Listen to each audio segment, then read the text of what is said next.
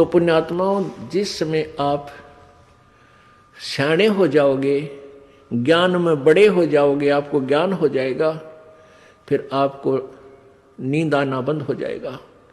आपको इतना डर लगेगा कि हम कुत्ते बन जाएंगे, हम गधे बन जाएंगे, हे भगवान। तो फिर आपका भक्ति में मन घना लगेगा। इसलिए ज्ञान आपको इसलिए करा जाता है कि आप इस योग्य हो जाओ, ये समझो कि हम यदि ये क्रिया नहीं करेंगे तो हम इस दुख का सामना करना पड़ेगा। अब क्या बता रहे हैं परमात्मा कि एक कुत्ते की योनि को देखो। ओहो, अब ये शीत लहर चले थी, ऊपर से धुंध और वर्षा की बूंदें आवे थी, और वो कुत्ते राम बाहर गली में बैठे थे।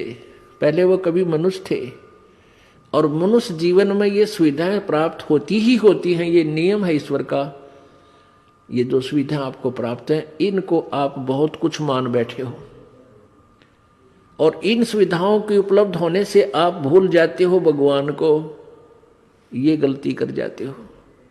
और अब आपका यकीन नहीं होता, चाहे कितने वाणी सुन लो, बहुत देर से वो ये ज्ञान आपको डर लगने लगेगा। बहुत काफी सत्संग सुनने के बाद और भक्ति साथ में प्रवेश हो जाएगी, उससे ये ज्ञान आपका हृदय में डटा रहेगा।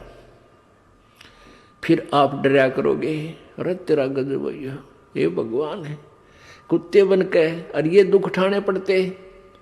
आज शराब पी करके और थाली का ठोकर मारते हैं, फेंक देते हैं थाली को, बड़ी बराई भोजन से तैयार थाली को फेंक देते हैं,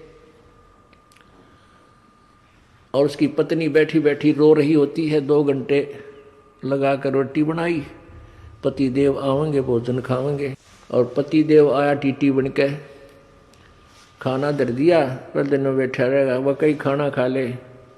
अब वो सोच है नहीं उसको, क्योंकि तो शराब में टन होया बैठा है। फिर वो ये कहेगी तो मत पिया कर, रोज पी का हो, अपने शर्म नहीं आती। बस इस बात से वो टीटी फिर चिढ़ जाता, थाली फेंक दे, पत्नी ने भी कूट दे, टीवी भी फोड़ दे, यानी पता नहीं क्या नुकसान कर दे। अरे वो कुत्ता बन गया वो दुष्ट आत्मा। अब कुत्ते की योनि पाके कहाँ बैठा, गली में, और सारी रात भौंके, क्यों उसमें ऐसी नेचर दे दी भगवान ने। सारी रात भौंकन से उसको भूख लगा है। सुबह उठकर फिर कहाँ जाता है, वो रसोई की तरफ सरकता है, किसी के दरवाजे खुला देखकर रसोई की तरफ भागता है, क्यों मैं कहा उसने अन्न की। अब उस लाट साहब ने कौन जान देगा, रसोई में कोई मारे लठ टांग के ऊपर लाग गया। आध घंटे तक रोए, बाहर गली में खड़ा होगा, ट्या ट्या, और फिर दूसरे घर में सरके धीरे धीरे, हो सकता है उसके बाग में वहाँ लठ मिला या टूक मिला। यदि वहाँ भी लठ मिल गया तो फिर कहाँ जाएगा, गांव से बाहर जाता है। क्या खाता है, वहाँ टट्टी खा कर आता है, वो जो थाली का लात मारा करता है वो दुष्ट आत्मा। तो अब ज्ञान बिना हमें ऐसा लगता है कि शायद हम कुत्ते गधे नहीं बनेंगे, हमारी नए मौज रहेगी।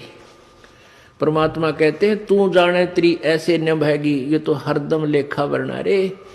छोटे बालक थे, कोई चिंता नहीं थी, कूदते फिरो थे, हैं कोई, और फिर जवान हो गए, रोजी रोटी की चिंता बनी।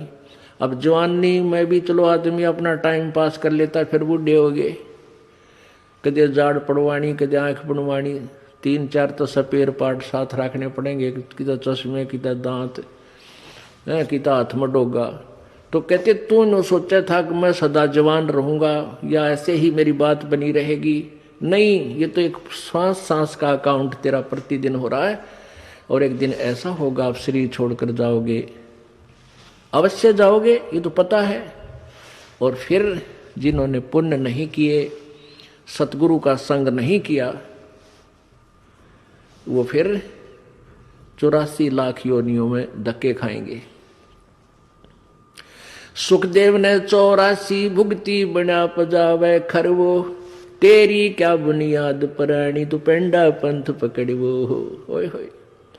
आन उपासना करने वाले एक सतगुरु को छोड़कर अन्य जो साधना किसी भी संत या किसी सतर की, वेदों तक के सतर का भी कोई गुरु आपको मिला है तो भी आपकी ब्राह्मटी दुर्गति समाप्त नहीं हुई।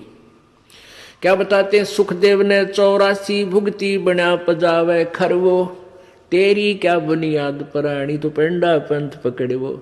सुखदेव जैसे ऋषि, उन्होंने भी 84 लाख योनियों को भोगना पड़ा, क्योंकि उनको सतगुरु नहीं मिले, ये मार्ग नहीं मिला, ये पेड़ा नहीं मिला। क्या बताते हैं, कोट जन्म तन भरमत हो गए, कुछ ना हाथ लग्या रे, कुकर सुकर खरबा बोरे, कौआ हंस बुगारे। कोट जन्म तू राजा की, ना मिटी न मन की आशा, भिक्षुक होकर दर दर घूम लिया, मिला न निर्गुण रासा। अब क्या बताते हैं कबीर परमेश्वर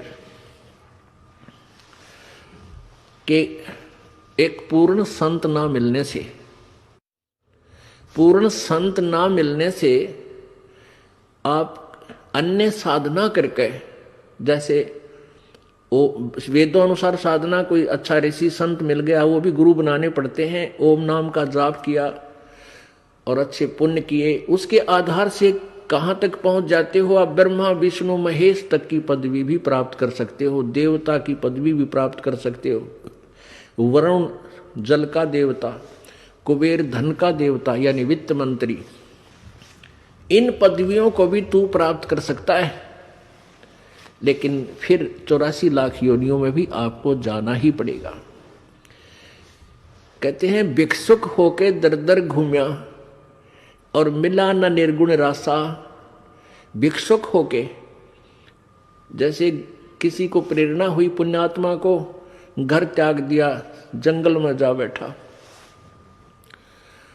वहां से क्या करते थे कि जंगल से गांव में आते थे, नगर में, वहां से एक बार भिक्षा मांग लेंगे और शाम न खा ली और सुबह भी वही रख दी, सुबह बासी जैसी मिली वो खा ली, और फिर भी बच गई तो उसको कहते सुखा लेते थे। श्याम ने फिर उसी में थोड़ा बहुत खा के काम चला लिया। इतनी साधना भी की कि कहीं तेरी भक्ति में बाधा ना पड़े, थोड़ा खा करके अपनी भक्ति करता रहो। उस भक्ति के आधार से इतने इंद्र कुबेर ईश की पदवी, स्वर्ग का राजा इंद्र भी बन गया तू। लेकिन ये जन्म मृत्यु और 84 लाख योनियों का तेरा कष्ट मिटा नहीं, क्योंकि तुझे वो मार्ग नहीं मिला।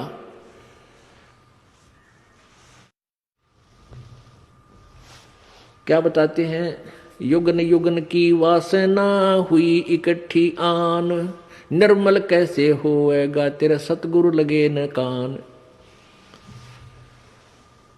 इसलिए परमात्मा कहते हैं कि सुखदेव ने 84 भुगती, इतनी अच्छी साधना करने वाला व्यक्ति भी 84 लाख योनियों में गया। सुखदेव जी ने आप बीती बताई कि भी बहुत झंझट है इस संसार, इस जो है संसार में। एक बार मैं गधे की योनि भोग रहा था और मेरे स्वामी ने मुझसे इतना कार्य लिया, इतना कंजूस था वो, जिसके कारण मैं बहुत प्यासा रहा, अंधा हो गया। भूख प्यास के कारण समय पर आहार भी नहीं करने दिया तो मैं अंधा हो गया। अंधा होने के बाद मेरे स्वामी ने मुझे घर से निकाल दिया, 2 मारे लठ और चलता कर दिया। अब मैं एक पगडंडी पकड़कर उसके ऊपर से जा रहा था, आगे एक नाला आ गया, उस नाले में मेरे अगले पैर जाने लगे। मैंने जंप लगाना चाहा, कूदना चाहा तो बीच में फंस गया, यानी गर्दन अगली, थोड़ा ही नाला था 2-2.5 फुट का, 2-3 फुट का, अगली गर्दन आगे टिक गई, पीछे टिक गया, यानी उसके ऊपर पुली बन गई, मेरी पुल बन गया। अब वहां दूरी ज्यादा थी शहर से, इक्का दुक्का व्यक्ति आता था, मुझे किसी ने नहीं निकाला, मेरे ऊपर पैर रखे कमर पर, पार हो जा, मेरा पुल बना लिया। और मैं तड़फ तड़फ के भूख प्यास से कई दिनों तक तड़फ तड़फ के मृत्यु को प्राप्त हुआ। अब कहता है मुझे वो याद आती है, वो दुख मेरा मुझे दृष्टिगोचर हो रहा है, मुझे याद रह गई इस दुख की। अब मैं भगवान गणा बजता हूँ, परमात्मा को बहुत याद करता हूँ। लेकिन वो परमात्मा को याद कौन से को कर रहे थे? वो उनको पता नहीं था कि कौन परमात्मा है जो 84 लाख योनियों को दुख को खत्म कर सकता है। अब परमात्मा परमेश्वर अपने ही महिमा आप ही बताते हैं, तुम कौन राम का जपते जापम और तात मिटे ना ये तीनों तापम। तुम कौन से भगवान की भक्ति कर रहे हो जिसे तुम्हारे ये दुख नहीं मिट रहे।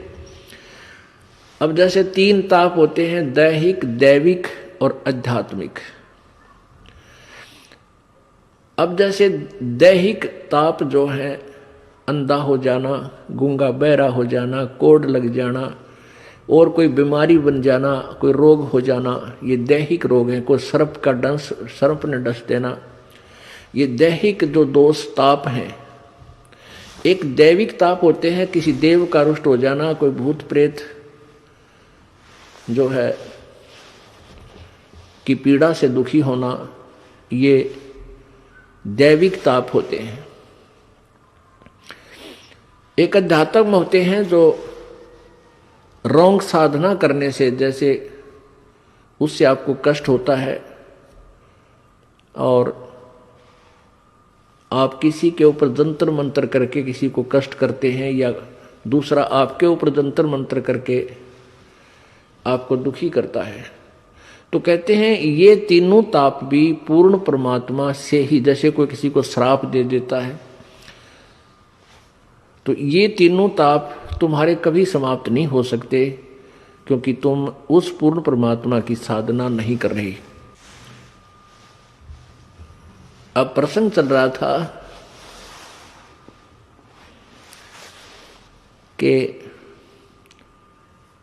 7 समुद्र की मसी करूं, लेखनी करूं बन राय, धरती का कागज करूं, गुरु गुण लिख्यो न जाए। अब एक कुत्ते की योनि में कितना कष्ट, और ऐसी कुत्ते ही की योनि मनवा के जीवन मनमाना आपको कई भोगने पड़ जाए। फिर गधे की शरीर में आपको कितना कष्ट, और फिर बैल के शरीर में कितना कष्ट। नर से तू पशुआ की जय, गद्धा बैल बनाई, ये 56 भोग कहाँ मन बोरे है, कि कुरडी चुगने जाई।